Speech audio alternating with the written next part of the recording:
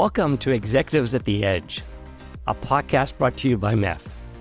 I'm your host, Pascal Menezes. Join me as we explore thought-provoking perspectives from the leaders and changemakers who are propelling enterprise digital transformation forward.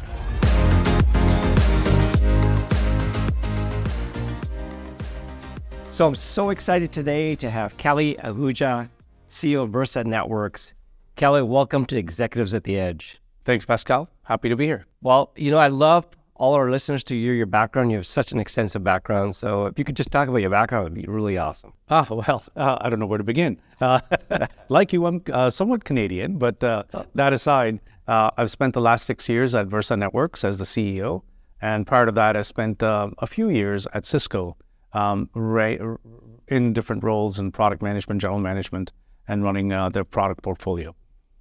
Well, I think you're being a little modest. I know you've done some tremendous impact in the industry. So talk about a little bit about Versa. I mean, what a great success story so far, hitting the market from startup to where you are today. Could you talk a little about Versa? Yeah, happy to. I joined Versa. The founders, Kumar and Apurva Mehta, had founded it in 2012. And their vision was very simple. They were being asked to put services into routers, and they realized that model was not going to scale. So they had a vision, and the vision was really to put all of services that would be required of networking and security services all into a software platform.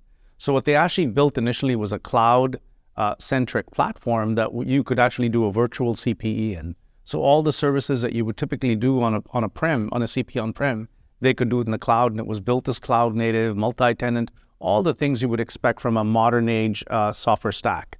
And ironically, that's where the industry's come around to, which is networking and security have to converge. We used to call it secure SD-WAN because it wasn't a nice, sexy name to it, but Gartner actually helped us by creating SASE as the new name, which really is about networking and security coming together.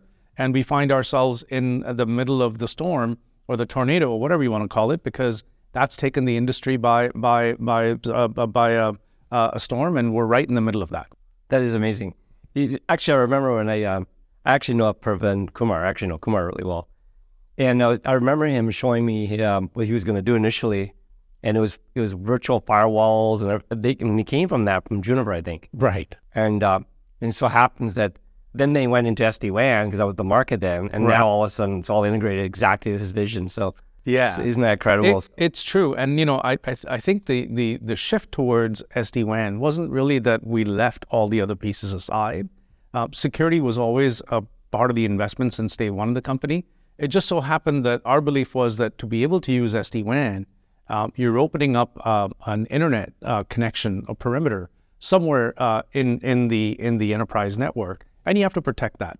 So security was fundamental in being able to provide protection, not just on the outbound, but even on the inbound interface, because that attack surface has been now opened up. And that's what we've been doing since day one. So tell us what's keeping enterprise CEOs, CISOs up at night. So love to hear it. Well, these days, given all the global geopolitical challenges, the concern around macroeconomy and everything, so the biggest thing on most CEOs' mind, and even on mine, is the uncertainty about the business, the timing, the cost structure. All CEOs are thinking about, hey, whatever. If I'm a public company CEO, I'm thinking about growth. What projection do I set for the investors, and am I going to be able to deliver it? How do I control costs, because I want to make sure that I can deliver on the bottom line. And really, the outskirt of that is that even in this current environment, cybersecurity is an area that seems to be relatively more resilient than other areas. And that's really kind of the fundamental story, which is no matter what's going on in the industry, security, how people are working has changed. People are moving to cloud. And the confluence of that is really creating an inflection point of needing something to be able to protect your users, protect your data, protect your things, and also connect to applications and workloads. Now, we've heard about this new security cloud that Gartner called SASE. Mm-hmm. So this is at the heart of your product now is a SASE product portfolio, right? Yeah. what means as SD-WAN plus security functions all living in the cloud. That's right. So what really what are the benefits of SASE to the enterprise, and how does it address their security needs? Yeah, so there's really two parts of this. One is SASE stands for Secure Access Services Edge. Right. And it's not unlike in the past, where you kind of said routing, and it wasn't routing, it was a router. It was a firewall. It was like appliances or functions which were built into appliances. SASE is more like an integrated set of functions that have been pulled together that do both networking, and it's not just SD-WAN, it's more than SD-WAN. You've got to do all sorts of networking capabilities. You've got to do QoS, DHCP, server, DHCP relay, carrier grade NAT, DOS, many other things, along with all the security. So SASE is really a combination of both of those.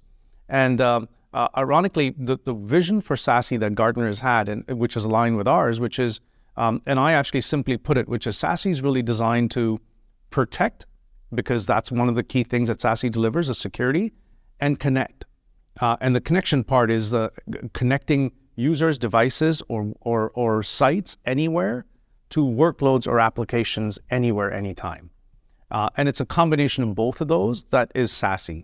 And that's really important because there's many vendors out there today that say they're SASE vendors, but all they do is one or two or three functions, and they don't do it with an integrated platform. They do it with a bunch of products. Yeah, and you see SASEs become really confused. Many companies are claiming SASE. Many providers are saying SASE. I think enterprises are confused, but I think one of the key drivers is this work from anywhere. This idea that wherever I want to work from, I've got that corporate kind of postures, but I can do it from wherever I want to work from. And wherever I'm going to, I'm secure. And that's obviously now all the clouds. So one of the things I'm seeing is the internet's becoming, the first mile is an internet loop. Absolutely. Right after you hit that internet loop, you're not going some regional area.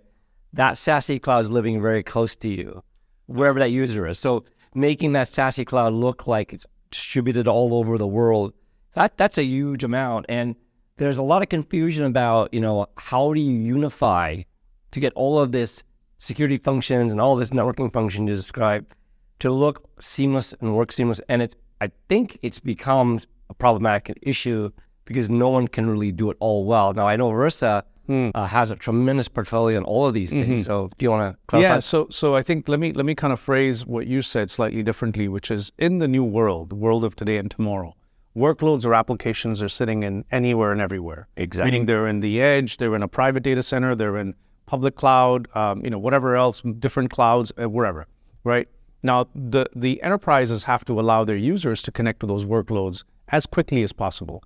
And that requires an on-ramp. And the on-ramp to the cloud is the internet. So if the internet is the on-ramp, you don't really have a place in the network now that you can secure. You've got to build in security into networking. And that's what really SASE is about. So now, your question about unifying these things, right? SASE can be. It's a like you said, it's a very broad category, and there is some confusion inside the customers because some vendor will come in and say, well, I do pick your favorite term, CASB or DLP or SWIG or one or two of them, and that I'm a SASE vendor. Well, not really, because the construct or the definition of SASE is you have to do both networking and security. It's been well defined in terms of what networking capability and what security capabilities are needed. So why is that needed and why is that important? Well, there are many large incumbents out there who will have different products that they've built or acquired, and they'll say that, well, I have this function and that function and that function. But at the end of the day, what the customer has to do is buy those products separately and integrate them together. That's left to the customer, but it's all from one vendor, one brand, right? Well, that's not really SASE. That's like a portfolio approach to SASE, which is a customer can go buy different products and different vendors and stitch them together. They don't have to buy them from one. The true unified SASE, or the unification, is really about having a single platform, and a platform that can deliver all the networking capabilities and all the security capabilities. And if you look at Gartner's definition, they call it a single pass scanning architecture. What that means is that you can bring in a packet or a flow, and you can unpack that once and apply all the services you need to and send that packet on its way. But that's not the only thing. Why? Because as you said, enterprises want to define a unified policy.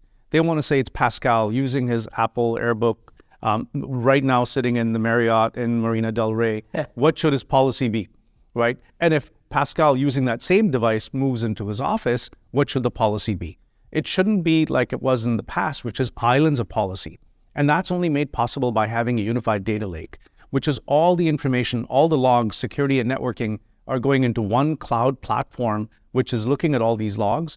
And then for the administrator, you're getting a unified console view of looking at all of the things that Pascal may be doing or should not be doing while wherever he is. So Versa, you have all these security functions because the best of breed, I mean, everyone's saying best of breed security functions, best of breed SD-WAN, best of breed ZTNA, Zero Trust Network Access.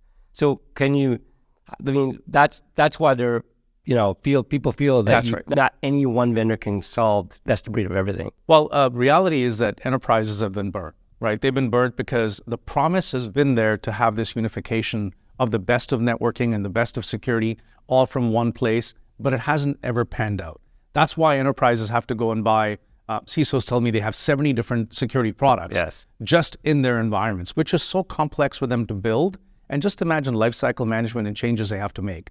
And when customers look at us, in fact, I just spoke to one today who was raving about the reliability of the network and how they implemented it last year, and it's been 100% available for both the remote users and also on-prem users or sites over the last 6 months since they've actually implemented it fully. So they're seeing, the protection, but also the performance improvements that are required to be able to deliver to their end users. So while others may claim they have it, they may not. And the ones that say best of breed is needed is probably because they don't have all the piece parts that they need. But in reality, if you have them all and they work well, which is what we do with Versa, you can actually have it all. So what about 5G? 5G is a big thing. How will that impact cybersecurity? Well, 5G is actually a great thing for the industry. I mean, it's a continuation of 4G was. 4G in, say, when used in sites and for devices, created a lot of opportunity for service providers. With 5G, what we're hearing about more of is rather than using LTE as failover, 5G can be a primary connection. 5G will distribute the mobile network even more so because of the footprint and the packaging that is going to happen into micro cells, et cetera. So, and also for private mobility, 5G as an alternative inside, whether it's factories or offices and as an alternative to Wi-Fi is more of a managed or a secure connection. So there's many use cases of 5G that are happening. Ironically, 5G also requires security, and 5G security also requires networking. So there is a very, very unique combination of SASE that is applicable to 5G. We have been innovating very quietly and driving deployments in 5G with SASE for many different things. So for example, one use case we address is a CPE that needs a 5G interface, a radio interface for a fixed wireless access. Second is a private mobility use case where 5G may be used by a service provider to deliver on-prem 5G connectivity services for factories or other use cases. The other one is even for remote devices, if they are 4G or 5G capable, tying in a consolidated view of the network with a single APN for the carrier as opposed to multiple APNs, which typically do slicing. That's another one.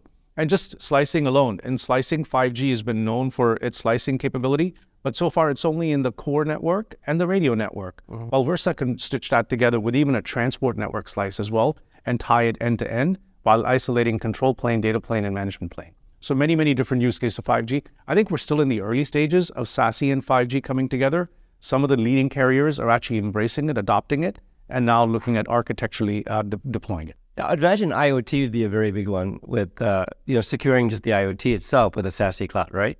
Absolutely. And I think that to me is just a no-brainer. So, absolutely. And I think you're going to see more and more sensors and of all types on trucks and cars, and everything has to be secured. You're absolutely right. In fact, I mean, you just think of the unmanned vehicles that are going around and all the automated cars or self-driving trucks or whatever you talk about. There's going to be more and more things that are going to be out there, and they're going to have to be secure, right? And they're going to have to be connected. So this construct of 5G with SASE, where security is delivered from the cloud as opposed to a mobile core infrastructure, is actually getting embraced. what we're finding is that we can actually offload the resources for the core network by incorporating some of those functions that were typically in the core into the SASE functions with security especially. And that's actually helping the core network as well. Amazing. So what, in MEF, we've been standardizing SASE. We've actually just released the first standardization of SASE in Zero Trust. What's the role of standards in this world of SASE? Well, it's interesting because standards can be a blessing and a curse. Curse because it takes a village. It's not one tribe, it's many tribes that have to come together and agree on something. But the blessing part is that once you get there, it makes it easier for the industry to adopt. So particularly for our partners, the service providers, the telcos, it's much easier for them to have a common way of describing different vendors' products. They want the flexibility of choosing vendor A, vendor B, and stitching things together. And having some sort of standards or interoperability is really helpful for them to kind of do that with a peace of mind, because at the end of the day, they're concerned about A, time to revenue, and B, driving costs down. Right. And standards can be allowing them a way to do that. They don't want to be locked into anything. Do you think also the certification to the standard might help? Meaning not to the standard, but certification to an expected behavior outcome. So in other words, it's not about a standard. It's like, I think many enterprises want to know when they buy a SaaS service, am I secure? Yeah. How am I secure? Yeah. Like, give me some view of point that I'm secure. And I think that is an extremely valuable point that no one can understand today. No, absolutely. And I think if you really take a look at most of the telcos today, they spend most of the times in their projects is on IT integration, right? Why? Because more than the function of what happens inside the function, which is typically proprietary in every vendor, they have to stitch things together. And stitching things together is where they spend most of the time, and most of the lifecycle management is on that too. So if he can help them stitch things together better, it's not just about interoperability, but about having a peace of mind that I can take product A from this vendor and product B from that vendor, or multiple functions from the same vendor and stitch them together, they'll work fine. That is going to help them drive A, time to market, time to revenue, and then B, reduce cost as well. So I think that the certification thing actually has much more value and near-term impact to the bottom line and the top line of the service providers. Got it. The last question. I'm seeing a lot of this kind of model where providers are saying, you know what, I will support multiple SASE vendors, but instead of integrating all of that vertically in my POPs, I'm just going to connect and co-locate to the nearest vendor's POP. Right. Or data centers where they're operating, let them operate it, let them run the bits. Right. And I call that the horizontal integration model versus vertical. Are you seeing that? Because I'm hearing that from more and more providers and vendors saying that the model is going that way. Yeah, there's two approaches, and there are many vendors claiming to be SASE vendors. Some pure cloud security vendors who claim to be SASE vendors are going to operators and saying, hey, you know what? You can be the access network and bring traffic to me, and I'll aggregate it, and I'll aggregate for you. I'll provide the security service, and then I'll send it out on its merry way. The analogy I give to folks is that it's not just about, and by the way, airlines, since we all flew here, let me use that example. A cloud security vendor is going to open up a POP. They're going to open up a POP in place A or place B or place C. Just because you've opened up a POP, which is equivalent of, say, an international airport, it doesn't mean that you can provide full end-to-end service, because all you've done is provided a gateway to get in the air. That's what most cloud security vendors have done. SASE is much different than just kind of a TSA line or a check-in line. You have to have a unique experience. And the example I'll give you is Emirates. Emirates, when you book with them, they'll come pick you up at home. They know exactly what it's going to take for you to get to which airport, because they're taking care of that.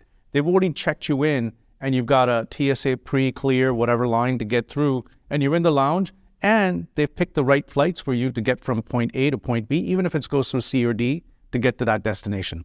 That's SASE. The other thing I talked about is not SASE. So for telcos, now getting back to the relevant part, what is it that the telcos can bring in terms of their capabilities? They have operational skills, they have infrastructure, they have footprint. So we have a very, very effective partnership with telcos where we're actually doing a co-develop model where it's their infrastructure. They can put POPs wherever they want. They can bring in what they bring best, which is operational skill sets, the infrastructure, the connectivity, the network part, and we bring our capabilities, our software, and we actually then co-develop, co-deploy a service, and then we manage the infrastructure and they manage the customers. And that really works well with them. Oh, interesting. So it's not they're co-locating with you. You're actually we co-locate with them. Yeah. So I mean, you co-locate in their POP, like, but do you actually manage all your software and all the infrastructure, hardware infrastructure, and data co-located right in their POP? That's right. Yeah, we manage the cloud infrastructure and the security updates. Everything is provided by us, whereas they can actually just go in and turn on the customers. Okay. So it's really a co-location model, except it's in their POPs. That's right. And the reason for that is just because you have a POP or two POPs in a country doesn't mean you have full coverage. Germany, Brazil, pick any large countries. You're going to need a lot of POPs. And so, who's got the footprint and who's got the infrastructure to go build that? It's typically the telcos. But, we've been working on this automation APIs, and we've been talking about connecting the ecosystem. The Sonata, I think you heard Sonata APIs, which is business functions and now the operational aspects of the interlude. Do you not think that there'll be some kind of integration has to happen between all your software and their business systems and so on? So you're already seeing that happen. Absolutely. That has to happen. Yeah. And by the way, it has to happen in enterprise too, because you've got to put into IT workflows like ServiceNow. Yeah. In the telco world, you have to tie into OSS/BS systems. That is a requirement. And you have to have the ability to have open APIs to be able to do those integrations easily and quickly. And we've been doing that for the last 10 years. Well, Kelly, as always, a pleasure to talk to you and such illuminating viewpoints. And I want to thank you for this episode. Sounds great. Thank you, Pascal, for having me, and look forward to continuing to contribute to that.